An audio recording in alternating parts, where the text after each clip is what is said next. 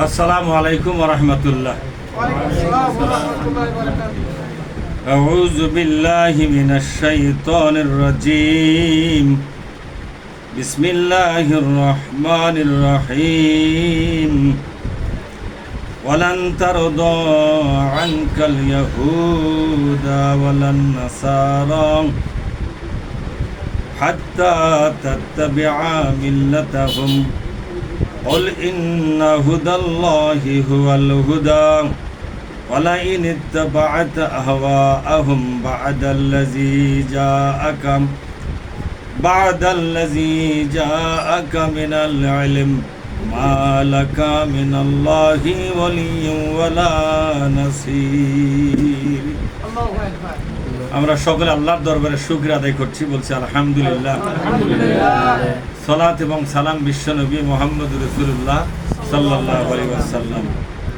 সূরা বাকারার 120 নম্বর একটা আয়াত পড়লাম। এখান থেকে একটা ধারাবাহিক আলোচনা ইনশাআল্লাহ আমরা অব্যাহত রাখবো। আমা তৌফিকি ইল্লা বিল্লাহ। আল্লাহ পাক বলছেন, ওয়ালান তারদা আনকাল ইয়াহুদা,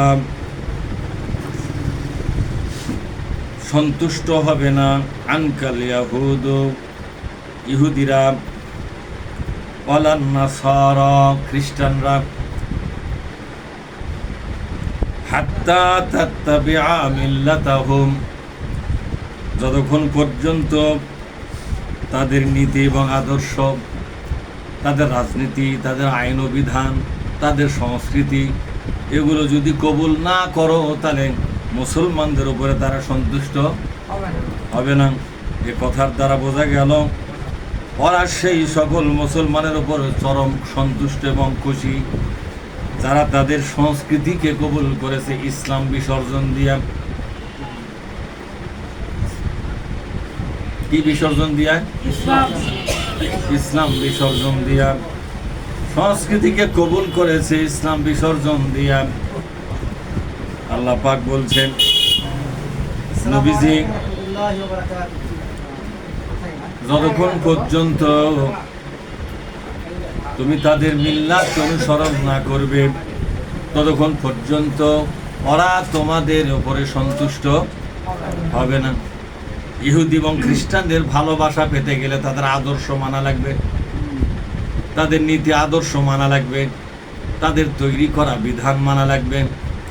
বর্তমান বাংলাদেশের আদালতগুলোতে যত বিধান আছে বেশিরভাগ ইহুদি আর খ্রিস্টানের, বেশিরভাগ কার কেন? ইহুদি এবং খ্রিস্টানের।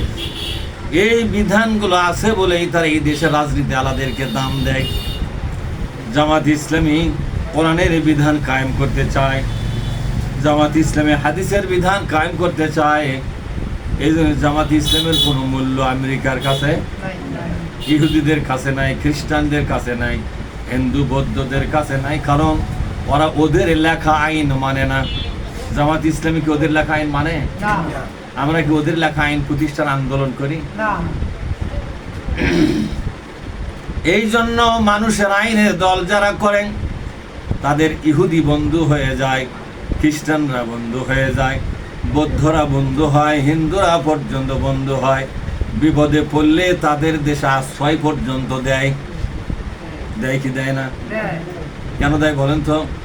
এই নেতারা যদি বাংলাদেশে রাজনীতি করতে পারে তাহলে আমাদের লেখা আইনগুলো সেই দেশে চলবে, আর ওদের লেখা আইনগুলো যতদিন পর্যন্ত এই দেশে চলবে ততদিন ওদের মাতব্বরি এই দেশে চলবে। যখন কোরআনের বিধান বাংলাদেশে কায়েম হবে এই দেশে ইহুদিদের মাতব্বরি খতম হবে। হবে কিনা জোরে কম? খ্রিস্টানদের মাতব্বরি খতম হবে, বৌদ্ধদের মাতব্বরি খতম হবে, হিন্দুদের মাতব্বরি খতম হবে, যে ওদের কোনো আইনে দেশে চলবে না। এই জন্য জামাত ইসলামের কোনো বন্ধু পৃথিবীতে নাই। ইহুদি বলো, খ্রিস্টান বলো, বৌদ্ধ বলো, হিন্দু বলো, যেটাই বলো না কেন, জামাত ইসলামের কোনো বন্ধু নাই। জামাত ইসলামের বন্ধু স্বয়ং আল্লাহ রব্বুল আলামিন। এই দুনিয়ার লোকেরা যতই বিপদে ফালাক, কোরআনের পক্ষে যদি কেউ থাকে, আল্লাহ কি বলেছেন? দুনিয়ার কোনো বন্ধুর প্রয়োজন নাই। আল্লাহু ওয়ালিউল্লাযীনা আমানু ইখরিজুহুম মিনাজ যুলুমাতি ইলান নূর। আল্লাহু আকবার।